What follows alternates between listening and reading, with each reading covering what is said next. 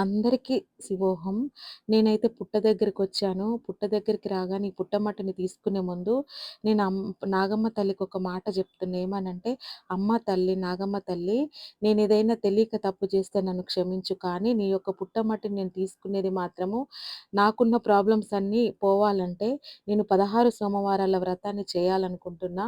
ఈ షోడశ సోమవార వ్రతానికి కావాల్సిన పుట్టమట్టిని నేను నీ నుండి మాత్రమే తీసుకోగలను. అందుకు నా నుంచి ఏమైనా తప్పు జరిగితే నా పైన కోపం జేయకుండా, నన్ను శిక్షించకుండా మన్నించు తల్లి అని అమ్మవారికి మొక్కుకొని, ఆ పుట్టమట్టనైతే నేను తీసుకొని ఇంటికొచ్చిన. ఇంటికి రాగానే ఈరోజు సోమవారం కదా!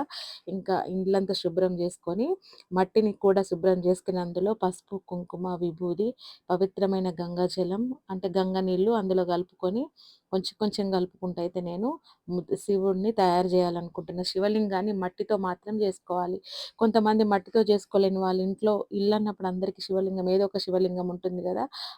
ఆ శివలింగాన్ని కూడా పెట్టుకోవచ్చు. కానీ పుట్టమట్టితో చేసే శివలింగానికే ఎక్కువ ప్రాముఖ్యత ఉంటది. అందువల్ల నేను పుట్టమట్టితోనే జేసుకుంటున్నా. పుట్టమట్టితో 16 సోమవారాలు ప్రతి సోమవారం ఒక శివలింగాన్ని తయారు చేసుకొని పూజ చేసిన తర్వాత తెల్లవారి ఆ శివలింగాన్ని పక్కకు జరిపి మళ్ళా సోమవారం రోజు అంతా శుభ్రం చేసుకొని మళ్ళీ ఒక శివలింగాన్ని చేసుకోవాలి. ఇట్లా 16 సోమవారాలు చేసుకున్న తర్వాత చివరికి ఏదైనా క్షేత్రంకు వెళ్ళి శైవ క్షేత్రానికి వెళ్ళి గాని, లేకపోతే మీ ఊర్లో ఉండే పారే నీళ్ళు లేకపోతే గంగా నది ఇట్లా ఏదైనా ఉంటే అందులో నిమజ్జనం జేసుకోవచ్చు. ఒక్కొక్కళ్ళు ఏ రోజుది ఆ రోజు కూడా జేసుకుంటారు తెల్లవారి. కానీ నేనైతే హైదరాబాద్‌లో ఉంటాను కాబట్టి పారే నీళ్ళు, పవిత్ర జలం ఉండదు కాబట్టి ఏదైనా మంచి స్థలానికి వెళ్ళినప్పుడు అక్కడ నేను గంగా నదిలో కలపాలనుకుంటున్నా. అందుకని నేను ఈరోజు ఆహ్, ఈ షోడశ సోమవార వ్రతాన్నయితే జేస్తున్నా. ఇది ఎందుకు జేయాలి అనంటే ఆహ్, పార్వతీదేవి అంతటిదే శివుణ్ణి భర్తగా పొందగోరి ఈ 16 సోమవారాల వ్రతాన్ని జేసిందంట. అయినా సరే ఒకరోజు పార్వతీదేవి శివుడి దగ్గరికి వెళ్లి ఏమని అడిగిందంటే, "నీకు చాలామంది భక్తులుంటారు గదా! వాళ్ళు చాలా చాలా ప్రాబ్లమ్స్ బాధపడుతూ ఉంటారు. అందువల్ల వాళ్ళకు నీ కోసం పూజ చేయాలంటే చాలా ఖర్చుతో కూడుకున్న పని గదా! అందుకోసం నీ భక్తులందరికీ తక్కువ పైసలతో ఎక్కువ నీ నుంచి నీ యొక్క బ్లెస్సింగ్స్ అంటే నీ యొక్క ఆశీస్సులు రావాలంటే ఎలాంటి పూజ చేయాలో చెప్పండి నాదా అని అడిగినప్పుడు ఆ శంకరుడు ఈ విషయం జెప్పాడంట. ఎవరైతే పుట్టమట్టిని చాతుర్మాసంలో గాని, లేదా ఏ టైంలో కానీ ఆహ్, సోమవారం రోజుది అంటే పుట్టమట్టిని తీసుకొచ్చుకొని ప్రతి సోమవారం రోజు మట్టితో నా శివలింగాన్ని తయారు జేసి, నాకు విభూదితో అభిషేకం జేసి, నాకు వ్రతాన్ని ఎవరైతే ఆచరిస్తారో వాళ్ళ కోరుకున్న కోరికలు, ఆర్థిక సమస్యలు, విడిపోయిన భార్యాభర్తలు, పిల్లలవ్వని వాళ్ళకు పిల్లలు ఇలా ఏ కోరిక కోరుకొని ఒక సంకల్పం చేసుకొనైతే ఈ వ్రతాన్ని చేస్తారో వాళ్ళకి ఆ కోరికను ఈ వ్రతం పూర్తయ్యే లోపే నెరవేరుతుందని పార్వతీదేవికి చెప్పారట. అందుకోసమే ఇది మన శివభక్తులందరికీ ఏ ప్రాబ్లమ్‌లో ఉన్నా సరే అది ఆర్థిక సమస్యలవ్వని, ఉద్యోగ సమస్యలవ్వని, ఆరోగ్య సమస్యలవ్వని, పిల్లలు లేకపోయినా, విడిపోయిన భార్యాభర్తలు కలవాలనుకున్నా, అయిన వాళ్ళందరూ దూరమైన వాళ్ళు దగ్గరవ్వాలనుకున్నా కూడా ఈ 16 సోమవారాల వ్రతాన్నయితే చేసుకుంటే ఖచ్చితంగా ఆ కోరిక నెరవేరుతుందని శివుడే పార్వతికి జెప్పాడట. అందుకని జెప్పేసి నాకిన్ని రోజులు ఎన్నో రోజుల నుంచి నేను ఈ వ్రతాన్ని చేద్దాం అనుకున్నా కానీ నాకు పుట్టమట్టి దొరకలేదు. బై గాడ్ గ్రేస్ ఏంటంటే నాకు ఈ శ్రావణ మాసంలో దొరికింది. నేనైతే పుట్టమట్టిని తీసుకొచ్చుకొని శివలింగాన్ని తయారు జేసుకొని మారేడాకులను తీసుకొచ్చుకున్నా. మారేడాకులు కూడా అన్ని రకాల పూలు అన్నీ ఇల్లంతా శుభ్రం జేసుకొనైతే నేను వ్రతాన్నయితే స్టార్ట్ జేస్తున్నా. ఇంకొక ముఖ్య విషయం ఏం జెప్పాలంటే, శివుడికిష్టమైన ప్రసాదం ఏంటంటే, దొడ్డు రవ్వ ఉంటుంది గదా! గోధుమ రవ్వ దొడ్డుది తీసుకొని, అందులో మీ ఇష్టం పాలు కూడా వేసుకోవచ్చు. మనం ఉప్మా ఎట్లా జేసుకుంటామో అట్లా జేసుకొని, బెల్లం వేసి, అందులోనే నెయ్యి వేసి, అన్నవరం ప్రసాదం ఎలా అయితే ఉంటుందో, అలాంటి టేస్ట్‌తోనే ఉప్మా రవ్వతో అలాంటి ప్రసాదాన్ని జేసి, ఇక్కడ శివుడికి పెట్టి, ఆ తర్వాత దాన్ని 3 భాగాలుగా జేసి, మొదటి భాగాన్ని ఎక్కడైనా గోవులుంటాయి గదా!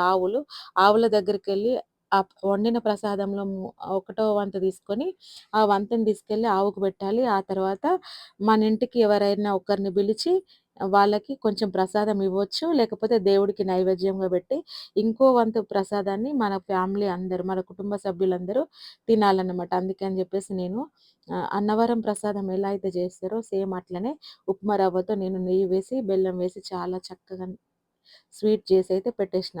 మంచి ప్రసాదం తయారు జేషిన. అంటే ఈరోజే ఫస్ట్ గదా! నేను హడావిడిగా తొందరలో జేస్తున్నా. అందరూ పొద్దున జేసుకోవచ్చా? సాయంత్రం జేసుకోవచ్చా? అని అనుకుంటారు. శివుడి పూజ ఎప్పుడైనా సరే పొద్దున కంటే సాయంత్రం వేళలోనే మంచిది. ఎందుకంటే ప్రదోష కాలం ఉంటుంది గదా! 7:30 లోపు సాయంత్రం 6 గంటల నుంచి 7:30 లోపు మీ ఇష్టం. 5:30 నుంచైనా జేసుకోవచ్చు. కానీ 7:30 లోపు మాత్రమే జేసుకోవాలి. ఇది ప్రదోష కాలం గదా! ఈ ప్రదోష కాలంలో జేసే పూజ శివుడికి చాలా ఇష్టమైన పూజ. పొద్దున్నుంచి ఉపవాసం ఉండొచ్చా? లేకపోతే ఆహ్, చేయొచ్చా అంటే మనకున్న ఆరోగ్య సమస్యని బట్టి ఉపవాసం ఉండాలా? ఉండకూడదా? అనేది మీ ఇష్టం. ఎందుకంటే దా మనకున్న ఆరోగ్య సమస్య మనకే తెలుసు గాబట్టి దాన్ని బట్టి మీరు మార్నింగ్ కొంచెం ఏదైనా పాలు అలా తీసుకొని ఆఫ్టర్‌నూన్‌కి ఏదైనా ఫ్రూట్స్ తీసుకొని కూడా ఉపవాసాన్నయితే ఉండొచ్చు. అది మన ఇష్టమనమాట. ఇంకా ముఖ్యంగా ఉప్పు లేని పదార్థమే తినమని అంటారు ఈ పూజకి.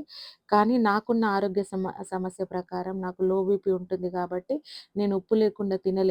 అందుకని జెప్పేసి నేను దేవుడికే సంకల్పం జెప్పేసుకున్న. దేవుడు కూడా ఏం జేస్తాడు మన ఆరోగ్యం పాడవకుండా భక్తి శ్రద్ధలతో పూజ చేయమంటారు. అందుకని జెప్పేసి నేను ఉప్పున్న ఆహారం తీసుకుంటూనే పూజ జేస్తున్నా.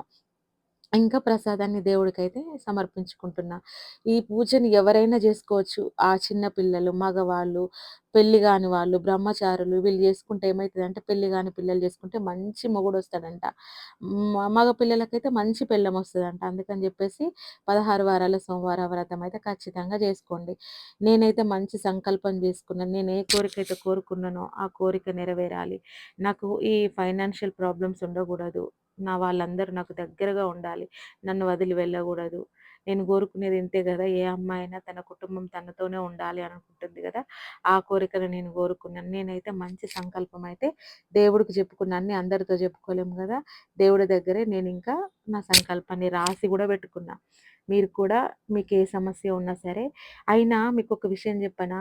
శివుడినడిగితే కాదనడు. ఎందుకంటే బోలా శంకరుడు గదా! మనకు ఇప్పుడు ప్రాబ్లమొచ్చింది శివయ్య. ఈ కోరికను, ఈ ప్రాబ్లమ్‌ని నెరవేర్చు తండ్రి అని మనం ఆర్తిగా కన్నీటితో గనుక మనం ప్రార్థిస్తే, ఆ ప్రాబ్లమ్‌ని పూర్తిగా తొలగించకపోయినా, దాన్ని తట్టుకునే శక్తినైనా ఇస్తాడు. దాన్ని ఎదిరించే శక్తినైనా ఇచ్చేవాడే ఆ బోలా శంకరుడు. నువ్వు ఆర్తితో ఏదైనా కోరిక కోరు, కాదనకుండా తీర్చేదే ఈ బోలా శంకరుడు గదా! నేనైతే విభూతితో అభిషేకం చేస్తున్నా. ఎందుకంటే, అది మట్టితో తడిపిన శివలింగం కదా! వాటర్‌తో అభిషేకం చేస్తే పోతది. కొంచెం వాటర్‌తో అయితే చేసిన గంగా జలం దాంతో అలా, కానీ విభూతితోనైతే నేను అభిషేకం చేస్తున్నా. ఈరోజైతే ఇట్లా నా పూజ మొదటి వారం అంటే మ 16 వారాల షోడశ సోమవార పూజలో మొదటి వారం అయితే ఇలా సక్సెస్‌ఫుల్‌గా నేను చేస్తున్నన్నట్టు. మనమేం పెద్ద పూజారిని తీసుకొని వచ్చి పెద్ద పెద్ద పూజలు చేయాల్సిన అవసరం లేదు. మనకొచ్చిన దాంతోనే మనం జేసుకోవచ్చు. కొంతమంది కలశం పెట్టుకోవచ్చా అని కూడా అడుగుతారు. మీ ఇంట్లో మీ ఆచారం ప్రకారం మీకు గనక కలశం పెట్టుకునే ఆనవాయితీ ఉంటే పెట్టుకోండి. నేనైతే ఎప్పుడు కలశాన్ని పెట్టుకోలేదు. అందుకని నేను కూడా ఈసారి కూడా కలశం ఏం పెట్టుకోవట్లేదు. ఇంకా కొబ్బరికాయ అయితే కొట్టుకోవాలి. ఇలా అయితే చక్కగా అయితే నేను పూజ అయితే చేసుకున్నా. నా బాధేంటో ఆ శివయ్యకే తెలుసు. ఖచ్చితంగా నాకు నెరవేరుస్తాడన్న నమ్మకం నాకుంది. అందుకని జెప్పేసి ఎంత కష్టమైనా సరే నేనైతే నా శివయ్యకైతే అభిషేకం అయితే ఇట్లా ఈ రోజుకు అయిపోగొట్టుకున్నా.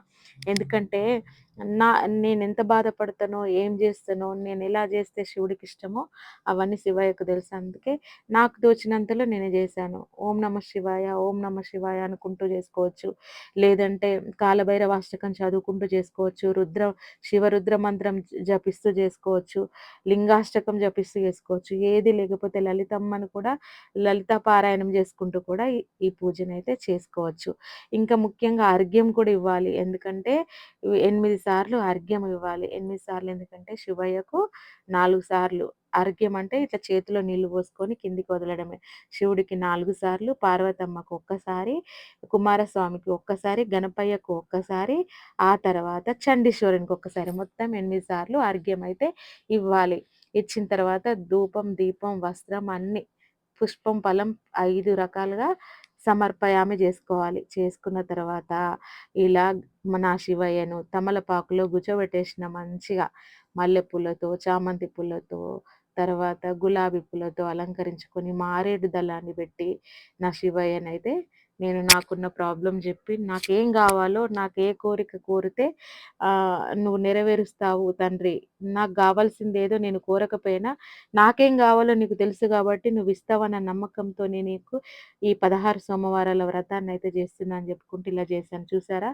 చక్కగా నేను దీపం బెట్టిన ఆ దీపం యొక్క కాంతి నీడ అమ్మవారి పాదాల దగ్గర, అయ్యవారి పాదాల దగ్గర ఎలా ప్రతిబింబిస్తుందో చూసారు గదా!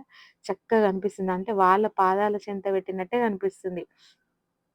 నాకు నా ఈ 16 సోమవారాల వ్రతానికి కావాల్సినయేంటంటే శివపార్వతుల ఫోటో. ఎందుకంటే శివపార్వతుల ఫోటో పెట్టిన తర్వాతనే మట్టితో చేసిన శివలింగాన్ని ఇట్లా నేనైతే కూర్చోబెట్టుకున్నా. ఇంకా ఏమేం కావాలంటే బిల్వపత్రాలు, అదే మారేడు దళం ఉంటుంది కదా, ఆ బిల్వపత్రాలు. ఆ తర్వాత విభూది పౌడర్ దొరుకుతుంది పూజా సామాగ్రి స్టోర్స్లలో. విభూది ఉండతో కూడా పొడి కొట్టుకొని పోసుకోవచ్చు, మనకి పౌడర్ కూడా దొరుకుతుంది. నేనైతే పౌడర్ తీసుకొచ్చుకున్న తర్వాత పుట్టమన్ను, ముఖ్యంగా ఏ మట్టితోనైనా శివలింగం చేసుకోవచ్చు అని చెప్తారు, కానీ పుట్టమన్నుతో చేస్తేనే ఇంకా మంచిది అన్నట్టు. అందుకని చెప్పేసి అయితే నేను పాముల పుట్టు ఉంటుంది కదా, పుట్ట దగ్గరికి వెళ్ళి పుట్టమట్టిని అయితే నాగమ్మకు నా తప్పును క్షమించు, నా అవసరానికి నేను పుట్టమట్టిని ముడుతున్నా అని చెప్పేసి అయితే పుట్టమన్నుని తీసుకొని రావడం అయితే జరిగింది. ఇట్లా శివపార్వతుల ఫోటో ఎవరింట్లో అయినా ఉంటుంది కదా, ఎవరింట్లో లేకపోతే ఒక జిరాక్స్ అయినా పెట్టుకోవచ్చు. అది కూడా లేదంటారా, ఫోన్లో మనము గూగుల్లోకి వెళ్ళి ఇమేజ్ డౌన్లోడ్ చేసుకొని కూడా పెట్టుకోవచ్చు.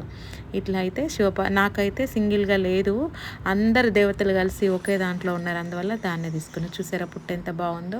ఈ నాగమ్మ తల్లి దగ్గరికి వెళ్ళి ఆ పుట్టమట్టిని అయితే నేను తీసుకొచ్చుకున్నా. 16 సోమవారాలకు సరిపడ ఒకేసారి తీసుకొచ్చుకున్నాను, ఎందుకంటే ప్రతిసారి వెళ్ళడానికి వీలవుతుంది కదా, అందుకని చెప్పేసి 16 సోమవారాలకు సరిపడా ఇలా నేను తీసుకొచ్చి